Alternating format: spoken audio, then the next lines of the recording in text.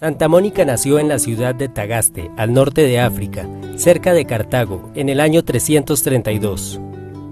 Siendo una niña, sus padres, que eran cristianos, encomendaron su cuidado a una mujer religiosa y muy estricta que no le permitía tomar bebidas entre horas para refrescar la sed, pues decía que si se lo permitía, cuando fuera mayor bebería vino. Un día, cuando ya era una adolescente, Mónica entró a escondidas al cuarto donde sus padres guardaban las bebidas y comenzó a tomar vino.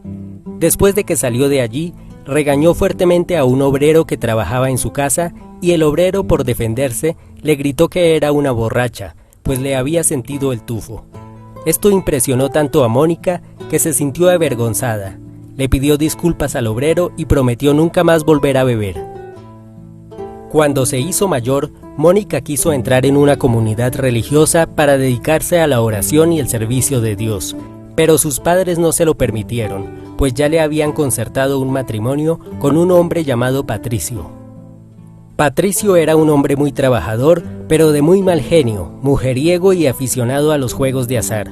Además, Patricio no era cristiano, sino que seguía adorando a los dioses de la antigua tradición romana. Durante muchos años, Mónica soportó los insultos y ataques de cólera de su esposo. Sin embargo, este nunca se atrevió a golpearla. Como las vecinas de Mónica eran terriblemente maltratadas por sus esposos, un día le preguntaron por qué Patricio no le pegaba, mientras que a ellas sus esposos las molían a palos. Mónica les contestó que eso era porque para pelear se necesitan dos, y como ella siempre estaba de buen ánimo y nunca respondía a los insultos de Patricio, él se cansaba de rezongar y la dejaba tranquila. Como Patricio era de creencias paganas, criticaba mucho que su esposa se dedicara a la oración y que repartiera dinero entre los pobres y enfermos, pero a pesar de ello dejaba que ella hiciera todo aquello. Mónica rezaba todos los días por la conversión de su esposo, hasta que finalmente logró que se bautizara y se convirtiera, lo mismo que su suegra, que también había sido una mujer muy cruel con ella. Desde ese momento, tanto su esposo como su suegra cambiaron sus vidas y trataron a Mónica con dulzura. Un año después de su conversión, Patricio murió. El matrimonio había tenido 3 hijos, 2 varones y una mujer. Los 2 menores eran muy dulces y buenos, pero el mayor, llamado Agustín, a pesar de ser muy inteligente, era también muy rebelde e hizo sufrir mucho a su madre. Antes de morir Patricio, envió a Agustín a Cartago, la capital de la provincia, para que estudiara retórica y filosofía. Cuando murió Patricio, Agustín tenía 17 años, y ya desde entonces comenzaron a llegarle a Mónica noticias sobre el mal comportamiento de su hijo. Era un muchacho con mucho talento, y siempre obtenía el primer lugar en los certámenes de poesía y oratoria, pero por eso mismo era orgulloso y pretencioso, y trataba con desprecio a sus compañeros. Además, era también dado a la lujuria, el juego y las borracheras. En una ocasión, Agustín cayó gravemente enfermo, y entonces prometió en su lecho de enfermedad convertirse a la fe de Cristo si se salvaba. Pero cuando se curó de la enfermedad, se olvidó de su promesa y volvió a su vida de pecado. Como Agustín tenía una inteligencia muy despierta y siempre buscaba la verdad sin conformarse con ninguna respuesta, ingresó en muchas sectas filosóficas y religiosas, hasta que finalmente entró a la secta de los maniqueos. Entonces un día, cuando durante las vacaciones de sus estudios fue a casa de su madre y le habló a ella de sus nuevas creencias, Mónica lo echó de la casa pese a su dolor de madre, pues le dijo que bajo su techo no albergaría a enemigos de Dios.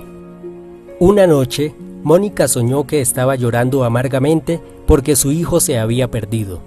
Entonces un hombre resplandeciente se le acercó y le dijo con voz serena: «Tu hijo volverá contigo».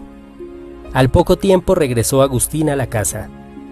Mónica le contó el sueño que había tenido, pero Agustín, lleno de orgullo, le dijo a su madre que ese sueño solo podía significar que ella se volvería maniquea, igual que él.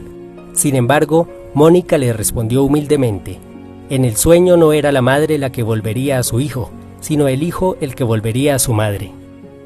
En cierta ocasión, Mónica le contó a un obispo que estaba muy triste porque llevaba mucho tiempo rezando por la conversión de su hijo Agustín, sin ver ningún resultado. Entonces el obispo le dijo que estuviera tranquila, pues era imposible que el hijo de tantas lágrimas se perdiera para siempre. Cuando Agustín cumplió 29 años, se convirtió en maestro de retórica y filosofía. Entonces decidió ir a Roma, la capital del imperio, para empezar a ganarse la vida dictando clases. Mónica quiso acompañarlo para evitar que Agustín se corrompiera aún más en la gran capital, pero cuando iban a embarcar, Agustín engañó a su madre con alguna treta, haciendo que ella perdiera el barco. Sin embargo, ella no se dio por vencida y decidió tomar otro barco que salió después. Estando en Roma, Mónica decidió ir a Milán para conocer al obispo más famoso de la cristiandad en ese momento, llamado Ambrosio. Como el obispo Ambrosio era un destacado filósofo, Mónica convenció a Agustín de que lo conociera. Al principio Agustín se negó, pues decía que la verdadera filosofía no tenía nada que ver con las patrañas de los cristianos, pero finalmente accedió y comenzó a mantener correspondencia con Ambrosio de Milán sobre cuestiones filosóficas y metafísicas. Impresionado con los argumentos del obispo Ambrosio, Agustín se fue convenciendo poco a poco y a regañadientes de que la filosofía no era incompatible con la fe de Cristo, y a su vez, Ambrosio comenzó a sentir un gran cariño por Agustín, de quien admiraba su elocuencia.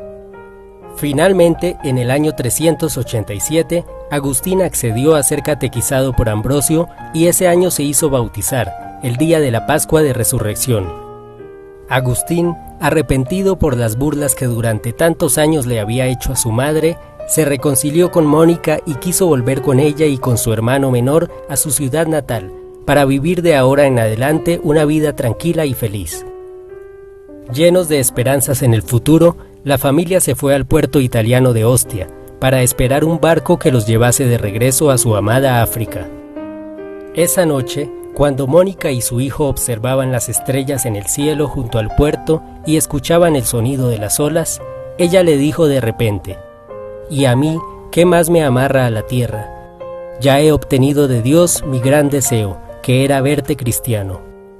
En ese momento, Mónica comenzó a sentir una intensa fiebre, que en pocos días se agravó y le ocasionó la muerte a los 55 años de edad. Con el tiempo, Agustín se convertiría en un gran doctor de la Iglesia, muy conocido por sus escritos filosóficos y teológicos y por su autobiografía, en la que cuenta sus años de rebeldía y su conversión.